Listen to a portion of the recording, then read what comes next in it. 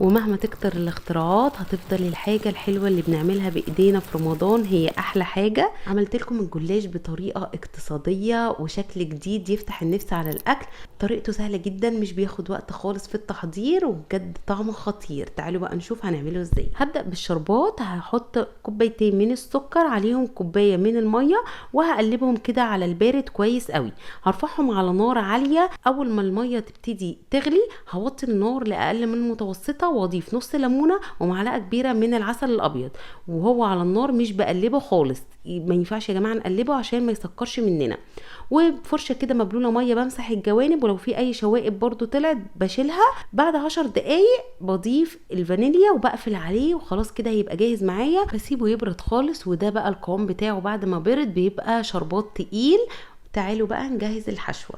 معايا كوباية من الفول السوداني، والفول السوداني هنا مش مملح. بحط عليه معلقة كبيرة من السكر البودرة، وهضربهم مع بعض كويس جدا، بس مش هخليه ناعم قوي. هخلي فيه قطع من السوداني، بس القطع تبقى صغيرة، يعني برضو مش عايزة القطع تبقى كبيرة قوي. وبس كده الحشوة بقت جاهزة معايا. تعالوا بقى نشكل الجلاش بتاعنا.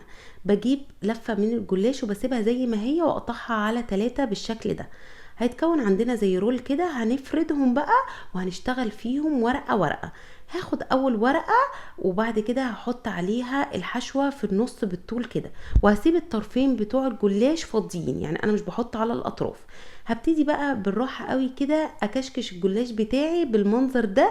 هي الطريقة سهلة جدا. ممكن في الاول تحسوا ان هي صعبة وبتعملوها ببطء، مفيش مشكلة، بس بعد كده من بعد تاني ورقة او تالت ورقة هتتعودوا وهتعملوه بسرعة جدا. بعد ما قفلته بالمنظر ده وضغطته كويس قوي، هجيب بقى الطرف اللي انا ما حطيتش عليه حشوه واقفله بالطريقه دي، واحط عليه الطرف التاني. والجوانب بقى هبتدي ان انا ادخلها لجوه كده، علشان اتاكد ان الجلاش بتاعي اتقفل كويس والحشوه مش هتطلع منه. وادي بقى شكله النهائي. شايفين بقى شكله تحفه ازاي؟ بجد شكله حلو قوي. هرصه في بايركس او صينيه بتدخل الفرن من غير ما ادهنها باي حاجه خالص. وعملت كل الكميه بنفس الطريقه ورصيتهم مع بعض. وحضرت سمنه سايحه، ابتديت ان انا ادهنه كويس جدا بالسمنه. وضروري جدا ان احنا نتاكد ان كل قطعه من الجلاش خدت الكفايه من السمنه، علشان لونه يبقى موحد وحلو. هو خد معايا تقريبا نص كوبايه الا 4 معالق كبار من السمنه. بكون مشغله الفرن قبل ما ابدا خالص على درجه حراره 200. بدخله على الرف الوسط. اول ما يبتدي ياخد معايا لون ذهبي فاتح كده، بفتح عليه الشوايه علشان ياخد اللون الحلو اللي انتوا شايفينه ده. وهو سخن اول ما يطلع على طول بحط عليه الشربات البارد التقيل. شايفين بقى السمك بتاع الشربات ده اللي هيخلي الجلاش يفضل معايا مقرمش وحلو. وزينته بشويه من الفول السوداني.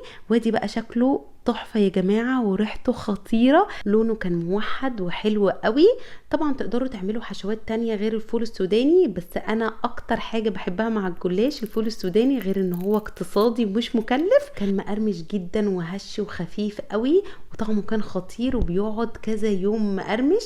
جربوه، انا واثقه جدا ان هو هيعجبكم. وطبعا لو عجبكم الفيديو ما تنسوش اللايك والشير، واشوفكم على خير في فيديو جديد.